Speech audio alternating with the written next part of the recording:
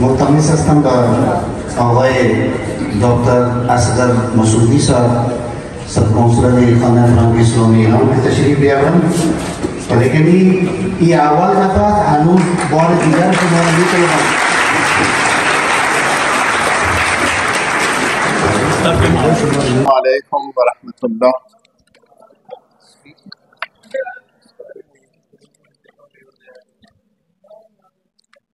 بسم الله الرحمن الرحیم و بهی نستعین انه خیر ناصر و معین.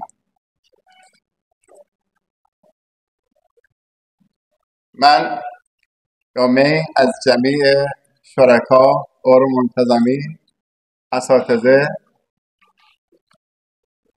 حضرات و خواتین و بزرگان شکریه ادا کرده.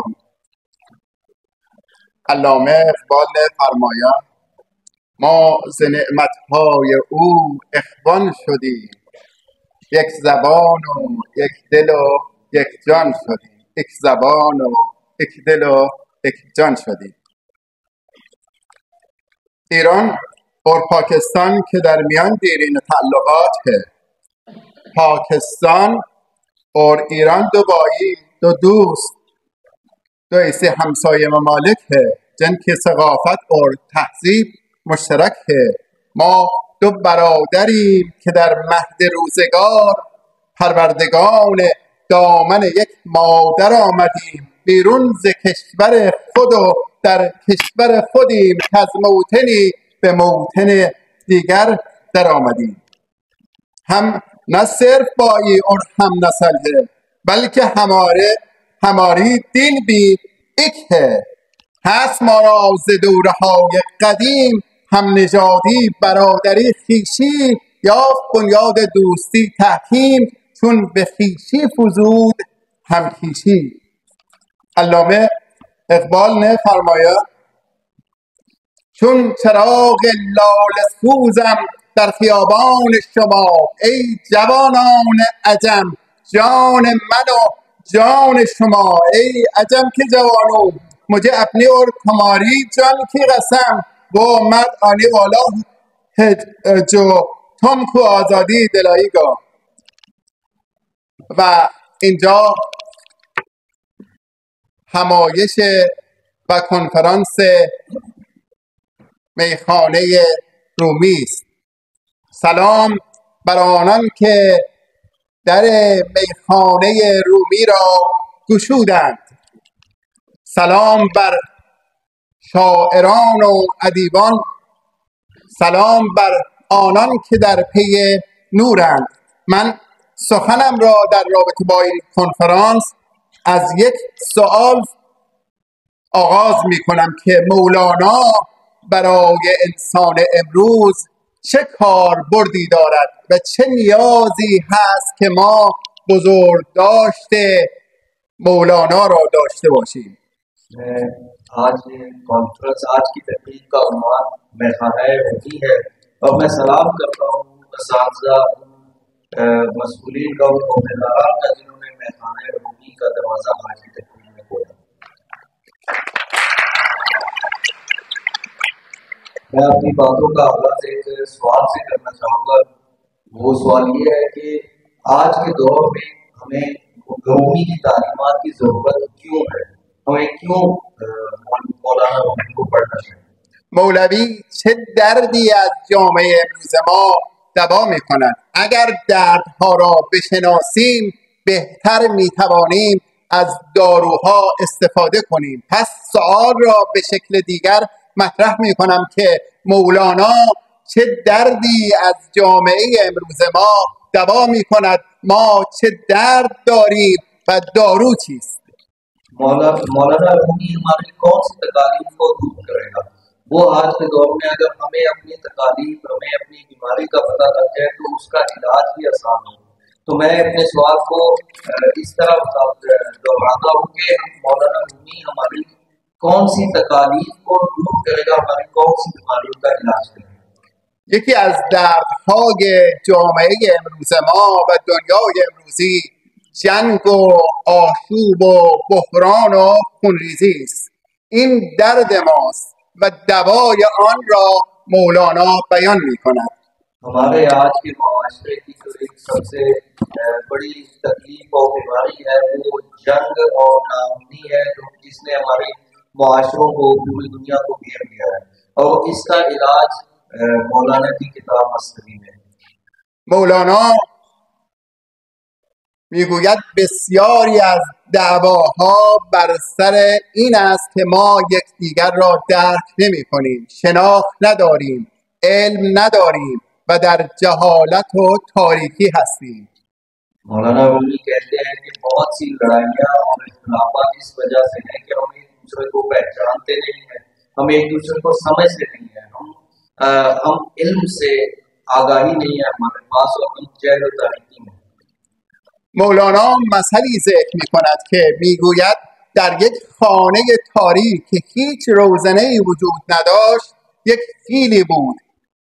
تعدادی انسان در این خانه تاریک بودند و بحث بود که چه کس این چیست، چه موجودی است. میگه یک نفر دستش به خرطوم افتاد گفت این ناودان است، کسی دستش به گوش فیل رسید گفت این بادبزن است و کسی دستش به پای فیل افتاد گفت این یک ستون هست. मौलाना अपने इस बात को वाज़ेह करने के लिए एक मिसाल देते हैं अपने किताब में और वो कहते हैं कि एक अंधेरे कमरे में जिसमें किसी तरह की कोई रोशनी नहीं थी, उस कमरे में कुछ लोग थे और एक हाथी था उस कमरे में, जो लोगों को बिल्कुल नजर नहीं आ रहा था बिल्कुल अंधेरे की वजह से, तो वो देखना चाहते थे कि कमरे में क्या कौन सी चीज है, कौन सा मौजूद है और जिसका हाथ लगता था हाथी की सूंड को वो समझता था कि कोई पाइप है जो कमरे में लगा हुआ है, किसी का हाथ उसके पाँव को टच होता था वो कहता था कोई पिलर है कमरे में यहाँ जो लगा हुआ है, किसी का हाथ उसके कान को टच हुआ तो वो कहता था शायद ये कोई पंखा है दस्ती.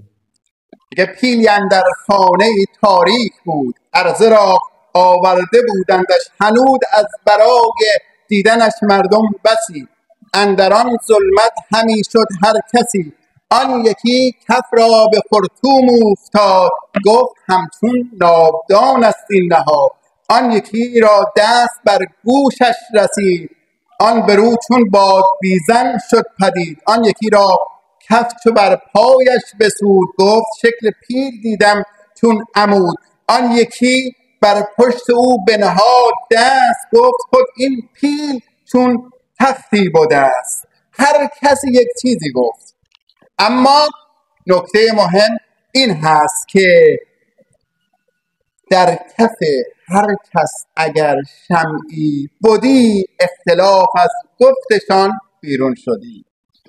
शेर पड़ा उसमें हर एक का हाथ जहाँ लगता था वो अपने उस एहसास की वजह से एक अपनी तफसीर करता था, बयान करता था कि अब ये क्या चीज है, और अगर उनमें से उनके पास क्षमा होती और अगर उनके हाथ में क्षमा होती और वो रोशनी देती तो उनको पता लग जाता कि क्या चीज है और उनमें किसी तरह का कोई इख्तिलाफ बाकी न रहे. و یک مثال دیگه ای از مولانا عرض کنم که مولانا میگه در میان یهودیان یک شاهی بود که با مسیحیان جنگ و گداز داشت. मौलाना एक और शेर में एक और मिसाल देते हैं कि ऐसे बादशाह के बारे में जो कि यहूदियों के इलाके का बादशाह था और मसीहियों के साथ वो दरअसल बेकार था जंग. چقدر این شعر مولانا مطابق با جامعه امروز و دنیای امروز و عصر امروز ما هست. और ये शेर मौलाना का आज के दौर आज के मुआशरों के बिल्कुल कि आज के मुआशरों को कितना सही तरह बयान करता है. این حاکم یهودی در واقع احول بود، یعنی یک چیز را دو چیز میدید. ये जो यहूदी बादशाह था ये अहबल ऐसे शख्स को कहते हैं जिसको जो एक चीज है वो दो नजर आती है. یک استاد احولی را گفت که فلان شیشه را فلان لیوان رو برای من بیار، اما اون احول چون دقیق نمیدید گفت از این دو شیشه کدام رو برای شما بیارم، اما یک شیشه بیشتر نبود. استاد گفت یک شیشه بیشتر نیست. احول گفت که آیا منو مسخره میکنید؟ گفت نه. اصرار کرد، اول گفت پس یکی رو بشکن دیگری رو بیار. وقتی اونو شکست دیگه شیشه باقی نماند. तो उस्ताद ने उस अकबर को कहा कि ये एक शीशे की बोतल है, ये उठाओ। उसने कहा कौन सी वाली बोतल, क्योंकि उसे एक बोतल की जगह दो बोतलें नजर आ रही थी। तो उसने कहा कौन सी बोतल। उस्ताद ने कहा कि ये की बोतल है, उसको उठाओ। उसने गुस्सा किया और बताया कि यहाँ दो बोतलें हैं, आप मुझे वाज़ेह बताएं कौन सी उठानी है। फिर उसने कहा कि आप एक पत्थर उठाओ और एक बोतल को तोड़ दो। مولانا میگه این پادشاه یهودی که خود را پیرو عیسی میدونه بین عیسی و موسی که هر دو پیامبر خدا هستند جدایی افکنده، لذا عیسی را غیر از موسی میدونه، برای همین عیسویان را میکشد. तो उसने कहा कि आप अपने पत्थर से एक बोतल को तोड़ दो और दूसरी ले आओ। तो जब उस अकबर ने एक बोतल तोड़ी तो वो ज़ाहिर असल में तो एक ही बोतल थी, तो दूसरी बोतल फिर उसके हाथ से महक हो गई। और ये जो बादशाह था अकबर, ये उसके लिए मिसाल है कि वो हजरत ईसा और हजरत मूसा को दो अलग अलग समझता था, जबकि वो दोनों एक ही खुदा के नबी थे और एक ही तालीमात देने के लिए आए थे। लेकिन ये अकबर अपनी बीमारी की वजह से, अपनी जान की वजह से उनको दो अलग-अलग शख्सियत समझता था, जबकि वो असल में एक ही तालीमात देने वाले। و امروز بین پیامبر ما که خاتم پیامبران است و بین حضرت عیسی و بین حضرت موسی همه پیامبر الهی هستند، همه نورن، همه پیغام آور الهی هستند، اما متاسفانه صهیونیست ها مسلمانان را خیلی راحت میکشند و بین پیامبران خدا و پیروان آنها جدایی افکندند. और आज के दौर में भी हम जो कि नबी खातमुन नबीयीन को मानते हैं और दुनिया में जो हज़रत ईसा को और हज़रत मूसा को मानने वाले हैं, इन सब में इख्तिलाफ है, जबकि ये तमाम एक ही खुदा की दीन को लेकर आए हैं और इनकी तालीमात भी एक है। और ये अपने जहल की वजह से, अपने कमजोरी की वजह से इख्तिलाफात का शिकार है। और इसी तरह जो सेक्युलरिस्ट टीम है वो इन्हीं इख्तिलाफात को लेकर बड़ी आसानी से मुसलमानों का कत्लेआम कर रहे हैं। برای همه اگر امروز نور بود اختلاف نبود، اگر مردم پیرو نور بودند اختلاف پیدا نمی کردند و نور قرآن هست. और अगर ये लोगों के पास नूर होता, रोशनी होती, तो ये इनके दरमियान इख्तिलाफ ना होता। और ये जो नूर है ये कुरान मजीद है। لذا مولوی خود را غلام خورشید و غلام قمر می‌داند، چو غلام آفتابم هم از آفتاب گویم، نه شبم نه شب پرستم که حدیث خواب گویم. باز میگه من غلام قمرم، یک بار میگه غلام خورشیدم، یک بار میگه غلام قمرم. और मौलाना अपने आप को चांद और सूरज का भी गुलाम कहते थे। कहते थे मैं खादिम व गुलाम हूँ सूरज का और गुलाम हूँ चांद का। एक दफा उन्होंने चांद का कहा, एक दफा फिर सूरज का। من غلام قمرم غیر قمر هیچ مگو، پیش من جز سخن شمع و شکر هیچ مگو، سخن رنج مگو جز سخن گنج مگو. در واقع همه سخن مولوی نوره، اگر دنبال نور باشیم اختلافی وجود نخواهد داشت. और हकीकत में जो मौलाना रूमी के कलाम है वो भी नूर है। और अगर हम नूर के पीछे जाएं, नूर हासिल करने की कोशिश करें तो जहल और जो इख्तिलाफात है वो खत्म हो जाए। استاد محترم فرمودند که رهبر معظم انقلاب خود را مرید اقبال می‌داند و اقبال خود را مرید مولانا می‌داند. علامه اقبال در دانشگاه کمبریج در واقع داره مولانا را میخونه تا به این شعر میرسه که دوست دارد یار این آشفتگی، کوشش بیهوده به از خفتگی. उस्ताद मोहतरम ने कहा कि मुकाम मुअज़्ज़म रहबरी अल्लामा इकबाल के मुरीद हैं और अल्लामा इकबाल मौलाना रूमी के मुरीद हैं। तो उनकी एक बात से याद आया कि एक वाकया कि जब अल्लामा इकबाल कैम्ब्रिज में मसनवी पढ़ रहे थे, तो वो पढ़ते पढ़ते इस शेर के पास थे। ये शेर उन्होंने जब पढ़ा कि دوست دارد یار این آشفتگی کوشش بیهوده به از خفتگی. इसका कुछ मुख्तसर जिसारत है, मालूम के साथ सही तर्जुमा नहीं कर पाऊंगा, लेकिन यह कि एक बेकार कोशिश से जो है आप अगर कोशिश करते हैं वो कोशिश बेफायदा भी हो, फजूल बैठने से बेहतर है। وقتی علامه اقبال این شعر رو میخونه خیلی تحت تاثیر این شعر قرار میگیرن، فریاد میزنن، اینقدر فریاد میزنن که همسایه‌شون در اتاق اقبال رو باز میکنه، میگه چه خبر شده، چیه، چرا ناراحتی؟ که میگه من این شعر رو دیدم که کوشش بیهوده به از خفتگی. तो जैसे वो शेर पढ़ते हैं, मस्जिद में आते हैं और ऊंचे फरियाद लगाते हैं इतनी जोर से कि जो उनका हमसाया है वो उनके घर में आता है, उनको पूछता है क्या हुआ आपको, अचानक से आपने इतनी ऊंची आवाज दी। तो वो उनको कहते हैं कि उनको ये शेर सुनाते हैं और कहते हैं कि ये शेर में का जज्बा है इतना कि आप बिल्कुल आप कोशिश करें, चाहे कोशिश का नतीजा ना भी हो तो भी फजूल या फालतू बैठने से बेहतर है। لذا اقبال میفرماید خود سراسر حرکت شده و این موجی که مولانا در اقبال ایجاد کرد، این موج نتیجهش با همکاری محمد علی جناح کشور پاکستان رو تشکیل داد.